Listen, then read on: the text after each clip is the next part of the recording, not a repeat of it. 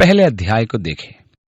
प्रेरितों के काम का लेखक लूका है, जो पौलुस का एक साथी भी था और जिसने लूका रचित सुसमाचार को भी लिखा था। लूका ने ये 2 पुस्तकें अपने मित्र थियोफिलुस के लिए लिखी थी। थियोफिलुस एक यूनानी नाम है। इस नाम का एक सुंदर अर्थ होता है, अर्थात परमेश्वर से प्रेम करने वाला। कुछ लोगों का मानना है कि इस नाम का कोई व्यक्ति नहीं था, परंतु इसे परमेश्वर से प्रेम करने वालों के लिए लिखा गया। अब चाहे वो कोई भी क्यों ना हो, सब ठीक है।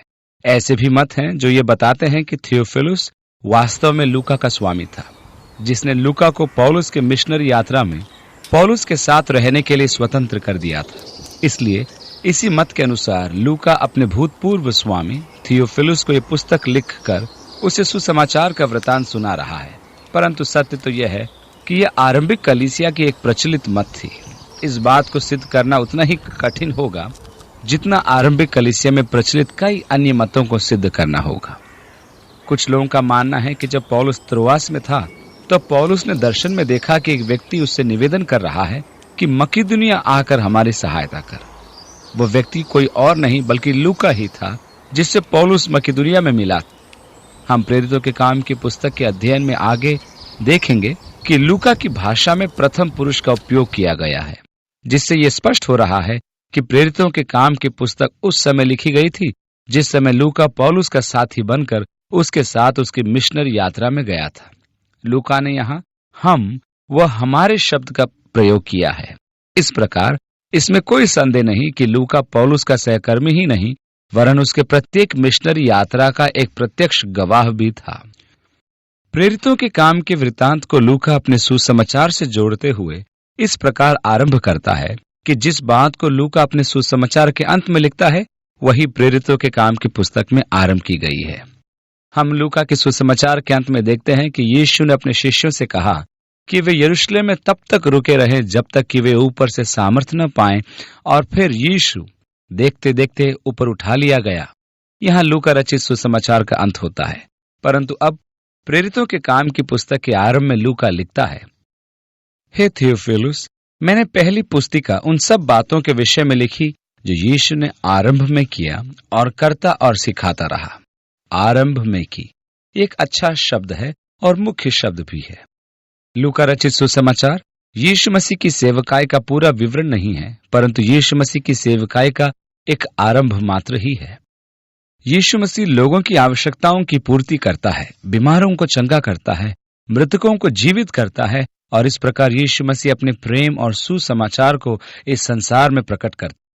परंतु इन समयों में अब वह अपनी सेवकाई को उन शिष्यों के द्वारा कर रहा है जिनका अभिषेक उसने पवित्र आत्मा के द्वारा किया है। प्रेरितों के काम की पुस्तक लिखने में लूका का मुख्य उद्देश्य यह दर्शाना है कि प्रभु यीशु मसीह की सेवकाई आज भी अपनी चरम सीमा पर है, शिक्षा देने और कार्य करने दोनों, जिसे यीशु ने शुरू किया। जिस कार्य को यीशु ने शुरू किया, अब उसके शिष्य पवित्र आत्मा की भरपूरी और सामर्थ के साथ उसको पूरा करते हुए दिखाई देते हैं। परमेश्वर ने मनुष्य को नियुक्त किया कि उसके कार्य को पूरा किया जाए। मैं ये नहीं कहता कि अभी इसको पूरा होना है, परंतु एक समय आएगा जब परमेश्वर अपने कार्य को पूरा करने के लिए स्वर्गदूतों को भी इस्तेमाल करेगा, जिसे हम प्रकाशित वाक्य पुस्तक में देखते हैं कि परमेश्वर स्वर्गदूतों के द्वारा सुसमाचार की घोषणा सारे संसार में करेगा। प्रकाशित वाक्य के 14वें अध्याय की 6ठी आयत में लिखा है, फिर मैंने एक स्वर्गदूत को आकाश के बीच उड़ते देखा, जिसके पास सुनाने के लिए सनातन सुसमाचार था। परंतु वर्तमान समय में परमेश्वर ने हमें चुना है। हम चाहे कितने भी कमजोर क्यों न हो, परंतु परमेश्वर हमें इस्तेमाल करना चाहता है। ये बात बड़ी दिलचस्प है कि परमेश्वर मुझे और आपको इस्तेमाल करेगा। कितनी बार हम परमेश्वर से याचना करते हैं, हे प्रभु, मैं तो प्रचार नहीं कर पाता, न तो मैंने पहले कभी किया न अब किया है। ठीक उसी प्रकार जैसे परमेश्वर के भक्त मूसा ने परमेश्वर की बुलाहट को टालना चाहा था। परमेश्वर का एक भविष्यद्वक्ता यिर्मयाह ने भी कहा था, हे प्रभु, मैं तो बालक हूं, मेरी कौन सुनेगा। और इस प्रकार हम सबके पास अपने अपने बहाने होते हैं। इसका कारण हम सबको पता है कि परमेश्वर हमें क्यों नहीं इस्तेमाल कर पा रहा है। एक समय परमेश्वर ने एक भविष्यद्वक्ता को अपना कार्य करने के लिए बुलाया। उस भविष्यद्वक्ता ने कहा, हे प्रभु, किसी और को भेज दे। परमेश्वर ने उस भविष्यद्वक्ता से कहा, मैंने तुम्हें बुलाया है। पर भविष्यद्वक्ता ने कहा, प्रभु ये तो अच्छा विचार है, लेकिन किसी और को जिसको तू चाहता है भेज। और हम कई बार भी इसी प्रकार कहते हैं, प्रभु किसी के हाथ से भेज। परमेश्वर ने हमें इस्तेमाल करने के लिए हमारा अभिषेक किया है। हमें से हर एक अपनी कमी का, अपनी अयोग्यताओं का बहाना बना सकता है कि परमेश्वर हमारा इस्तेमाल न कर सके, परंतु परमेश्वर ने आपको चुन लिया है ताकि आपके जीवन के द्वारा इस जरूरतमंद संसार पर अपने आप को प्रकट कर सके। आपको अचंभा होगा कि परमेश्वर के पास यदि हम जैसे लोग हैं कि वह अपने उद्देश्यों को हमारे द्वारा पूरा कराना चाहता है, तो कई बार मैं सोचता हूं यह कार्य पूरा कैसे होगा, क्योंकि हम तो निर्बल हैं। दूसरी आयत, उस दिन तक जब वह उन प्रेरितों को जिन्हें उसने चुना था पवित्र आत्मा के द्वारा आज्ञा देकर ऊपर उठाया न गया। इन शब्दों के साथ लूका ने अपने सुसमाचार को समाप्त किया कि जिस दिन यीशु स्वर्ग में उठाया गया, उस दिन उसने अपने शिष्यों से कहा था कि वे स्वर्ग से सामर्थ्य प्राप्त करेंगे।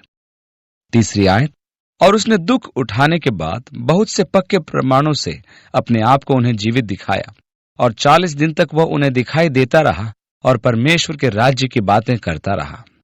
यीशु मसीह के पुनरुत्थान की सत्यता को नकारना कठिन है। गत शनिवार को एक लेख को पढ़कर मुझे आश्चर्य लगा और क्रोध भी आया।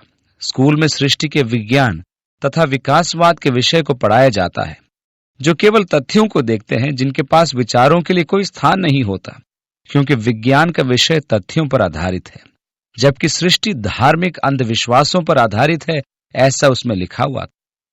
धार्मिक विचारों को मानने के लिए मजबूत विश्वास की आवश्यकता होती है, परंतु तथ्यों को आप यूं ही मान लेते हैं क्योंकि वे तथ्य हैं।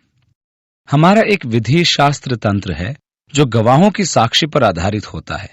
यदि किसी पर अपराध का दोष है और लोगों ने उसे अपराध करते हुए देखा है, और यदि उनको पकड़कर लाया जाए जो सत्य बोलने की शपथ लें, पूरा सत्य तथा सत्य के अतिरिक्त कुछ नहीं, तो परमेश्वर उनकी सहायता करेगा। यदि प्रश्नों के उत्तर में वे कहें कि मैंने इस व्यक्ति को 23 मई को बैंक में पिस्तौल निकालते हुए देखा और ये कहते सुना कि सारा पैसा मुझे दे दो, और मैंने उसे बैंक से बाहर जाते हुए देखा था और तब अफसर ने उसको पकड़ लिया, और आपको यदि ऐसे 3-4 गवाह मिल जाएं जो इसी बात को कह दें, तो ये उस व्यक्ति के लिए अपराध गिना जाएगा। यहां पर 2-3 लोग हैं जो उस व्यक्ति के बारे में ठीक वैसी ही बात सुना रहे हैं, और इसलिए यह सत्य मान लिया जाता है और उस व्यक्ति को अपराधी घोषित किया जाता है। इसी प्रकार यहां भी गवाह हैं जिन्होंने उस सत्य को बताने की ठान ली है और जिसे वे प्रमाणित भी कर रहे हैं। यीशु की मृत्यु के बाद जब यीशु जी उठा, तो वह अपने आप को बहुत से लोगों पर प्रकट किया, और उनमें से कईयों ने उसकी गवाही दी कि उन्होंने उसे जीवित देखा है। यीशु ने उनसे बातें की और उनसे वह अलग अलग स्थानों तथा अलग अलग परिस्थितियों में उन्हें दिखाई दिया। यीशु 40 दिन तक उनसे मिलता रहा, यहां तक कि यीशु लगभग 500 लोगों पर जो एक स्थान पर जमा थे अपने आप को प्रकट किया। इन लोगों की गवाही को नकारा नहीं जा सकता, और ऐसा करना अपने समस्त विधि तंत्र पर शक करना है। केवल इतना ही नहीं, जिन लोगों ने जीवित प्रभु की गवाही दी कि उन्होंने यीशु को देखा, उससे बातचीत की, उसके साथ खाना खाया, ये सभी लोग बड़ी हिंसात्मक रीति से मारे गए, क्योंकि वे कहते थे कि वह सत्य है। जिन्होंने सत्य बताया, पूर्णतः सत्य, सत्य के अतिरिक्त कुछ नहीं बताया। यदि एक व्यक्ति की जान को गवाह के कारण खतरा हो, तो कोई न कोई दबाव उस गवाह में दिखाई देती है कि किसी भी तरीके से सारी झूठ को स्वीकार कर लिया जाए। परंतु यीशु ने दुख उठाने के बाद बहुत से पक्के प्रमाणों के द्वारा अपने आप को उन्हें जीवित दिखाया। तीसरी आयत में, और 40 दिन तक वह उन्हें दिखाई देता रहा। कई बार हम शिष्यों को दोषी ठहराते हैं क्योंकि वे परमेश्वर के राज्य के बारे में प्रश्न करते रहते थे। परमेश्वर का राज्य यीशु मसीह का एक पसंदीदा विषय था। यीशु मसीह हर समय परमेश्वर के राज्य की बातें किया करता था। वह इस बड़ी आशा को लोगों के मन में रोप रहा था कि भ्रष्टाचार सदा के लिए नहीं रहेगा, और न ही संसार सदा के लिए अंधकार व दुष्ट के अधिकार में रहेगा, परंतु एक दिन परमेश्वर इस पृथ्वी पर आनंद व शांति से पूर्ण एक धर्मी राज्य की स्थापना करेगा। परमेश्वर का राज्य हर एक स्थान पर होगा और उसकी सीमाएं दुनिया के छोर तक होंगी। वह एक बड़ी महिमा का दिन होगा जिसे संसार भी देखेगा। उसके राज्य में न रोग, न तकलीफ, न पीड़ा होगी। उसके राज्य में पाप, लोभ, धन, लोलुपता, लोगों का शोषण आदि का खत्मा किया जाएगा। इसमें कोई शक नहीं कि उसके शिष्य भी ऐसा ही राज्य को चाहते थे। मैं भी उसके राज्य के लिए उत्सुक हूं। यीशु ने हमें सिखाया कि जब हम प्रार्थना करते हैं तो कहें, तेरा राज्य आए, तेरी इच्छा जैसे स्वर्ग में पूरी होती है वैसे ही पृथ्वी पर भी हो। यही तो एक भली इच्छा है जिसे हम सब में होनी चाहिए। मुझे परमेश्वर के राज्य की इच्छा है। इसलिए यीशु 39 दिनों के दौरान परमेश्वर के राज्य के विषय में बातें करते रहा। चौथी आयत, और उनसे मिलकर उन्हें आज्ञा दी कि यरूशलेम को न छोड़ो, परंतु पिता की उस प्रतिज्ञा के पूरे होने की बाट जोहते रहो, जिसकी चर्चा तुम मुझसे सुन चुके हो। यीशु ने अपने चेलों से कहा, देखो, जब तक पिता की प्रतिज्ञा पूरी न हो जाए तब तक यरूशलेम न छोड़ना। इसमें कोई शक की बात नहीं कि वह प्रतिज्ञा है जिसका वर्णन योएल की पुस्तक में पाई जाती है, जहां परमेश्वर ने कहा, उन बातों के बाद मैं सब प्राणियों पर अपना आत्मा उंडेलूंगा। तुम्हारे बेटे बेटियां भविष्यवाणी करेंगी और तुम्हारे पुरनिये स्वप्न देखेंगे और तुम्हारे जवान दर्शन देखेंगे। तुम्हारे दास और दासियों पर भी मैं उन दिनों में अपनी आत्मा उंडेलूंगा। वह दिन आ रहा है जब पिता अपने आत्मा सब लोगों पर उंडेलेगा, अर्थात सब विश्वासियों पर। कहने का अर्थ यह है कि प्रत्येक विश्वासी को परमेश्वर पवित्र आत्मा का वरदान देगा। 5वीं आयत, क्योंकि यूहन्ना कहता है, मैंने तो पानी से बपतिस्मा दिया है, परंतु थोड़े दिनों के बाद तुम पवित्र आत्मा से बपतिस्मा पाओगे। बपतिस्मा का अर्थ पानी में डुबकी है। यूहन्ना ने पानी में बपतिस्मा दिया, अर्थात मन फिराने वालों को पानी में डुबकी दी, परंतु यीशु ने कहा, शीघ्र ही तुम पवित्र आत्मा का बपतिस्मा पाओगे। आगे लिखा है, सो उन्होंने इकट्ठे होकर उससे पूछा कि हे प्रभु, क्या आप इसी समय इसराइल को राज्य फिर देंगे? प्रभु, ये कब होगा? पुनर्स्थापन का समय कब होगा? यीशु स्वर्ग के राज्य की नहीं, परंतु उस सामर्थ की बात कर रहा था जो उन्हें सेवा के लिए स्वर्ग से मिली। इसलिए यीशु ने उनके इस प्रश्न को टाल दिया। यीशु ने उनसे कहा, समयों व कालों को जानना जिनको पिता ने अपने ही अधिकार में रखा है तुम्हारा काम नहीं। वे एक ही आशा लगाए हुए थे कि राज्य की स्थापना यीशु के जीते जी ही हो जाए। जब यीशु इस धरती पर मानव रूप में था तब उसके शिष्य ये आशा करते थे कि किसी भी क्षण वह एकाएक अपने आप को बदलकर संसार के उद्धारकर्ता के रूप में उभर कर आ जाएगा और अपने असीम सामर्थ्य का प्रदर्शन करके संसार के राज्यों को पलट देगा और पृथ्वी पर परमेश्वर के राज्य की स्थापना कर देगा। वे इस परिवर्तन की बाट जो रहे।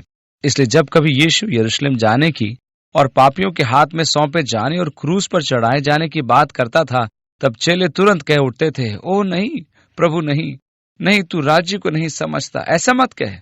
परंतु जब यीशु ने क्रूस पर अपने प्राण त्याग दिए तब उनकी आशा का अंत हो गया। इमाउस के मार्ग पर 2 शिष्य बड़ी उदासी के साथ जा रहे थे। उनके मध्य में यीशु ने प्रकट होकर पूछा, हे साथियों, मार्ग में चलते चलते तुम इतने उदास क्यों हो? तब वे दोनों शिष्य ने यीशु से कहा, क्या मतलब? क्या यहाँ तू अकेला यात्री है जो नहीं जानता कि यरूशलेम में पिछले दिनों क्या हुआ? तब यीशु ने उनसे पूछा, क्या हुआ? ओह, एक यीशु नामक व्यक्ति जो नासरत का था, वो अति शक्तिशाली व सामर्थी था, परंतु लोगों ने इसे क्रूस पर चढ़ा दिया। हम जिसकी आशा लगाए हुए बैठे थे वो मर गया। तब यीशु ने उन शिष्यों को बताया कि वह जी उठा है और कहा, कुछ ही दिनों में तुम्हें पिता की प्रतिज्ञा प्राप्त होगी। ओह, कैसी प्रतिज्ञा? परमेश्वर के राज्य की स्थापना की प्रतिज्ञा। देखा आपने, यह विधिवत था कि वे पूछते, क्या तू ही प्रभु यीशु है? क्या यही समय है? क्या तू अपने राज्य की स्थापना अभी करेगा? नहीं, वे बातें जो परमेश्वर के अधिकार में हैं, उनका तुम्हारे लिए जानना आवश्यक नहीं, परंतु जब पवित्र आत्मा तुम पर आएगा तो तुम सामर्थ पाओगे। यहां एक नए संबंध के महत्व को दिखाने के लिए यूनानी शब्द एपी का प्रयोग किया गया है, जो पवित्र आत्मा के साथ उनका होना बतलाता था। यूहन्ना के सुसमाचार के 14वें अध्याय में यीशु पवित्र आत्मा को भेजने की प्रतिज्ञा कर रहा था। उसने कहा, मैं तुम्हें अनाथ न छोड़ूंगा, मैं तुम्हारे पास आऊंगा और पिता से विनती करूंगा कि वह तुम्हारे लिए एक सहायक भेजे।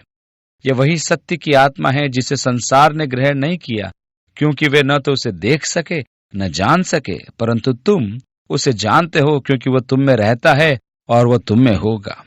यूहन्ना रचित सुसमाचार में 2 तरफे संबंध को दर्शाया गया है कि वह आपके साथ होगा, परंतु वह तुम में वास करेगा।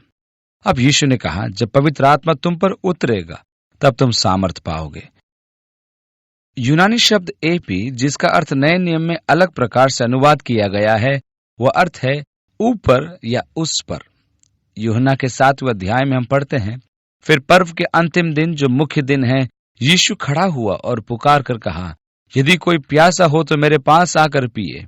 जो मुझ पर विश्वास करेगा, जैसा पवित्र शास्त्र में आया है, उसके हृदय में से जीवन के जल की नदियां बह निकलेंगी।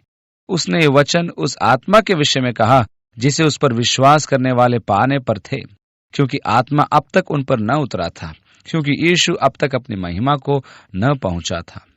यहां यीशु ने आत्मा के विषय में क्या कहा कि वह बहते जल के प्रवाह के समान होगा। जब आत्मा तुम में उमड़ेगा, तुम्हारे ऊपर, तुम पर या तुम से प्रवाहित होगा। ये 3 तरफा संबंध है। आपके परिवर्तन से पहले वह आपके साथ है। वह आपको जताता है कि आप पापी हैं। वह जगत को पाप, धार्मिकता और न्याय की ओर इशारा करता है कि वही समाधान है। जैसे ही आप अपने जीवन व हृदय को यीशु मसीह के लिए खोलते हैं और उससे अपने जीवन में आने का निमंत्रण देते हैं, पवित्र आत्मा आपके जीवन में आता है और आप में वास करता है। वो आप में होगा। क्या तुम नहीं जानते कि तुम्हारी देह पवित्र आत्मा का मंदिर है जो तुम में बसा हुआ है और तुम्हें परमेश्वर की ओर से मिला है, और तुम अपने नहीं हो, क्योंकि दाम देकर मोल लिए गए हो। इसलिए अपनी देह के द्वारा परमेश्वर की महिमा करो। इफिसी 5:18 में लिखा है, और दाखरस से मतवाले न बनो, क्योंकि उससे लुचपन होता है। आत्मा से परिपूर्ण होते जाओ।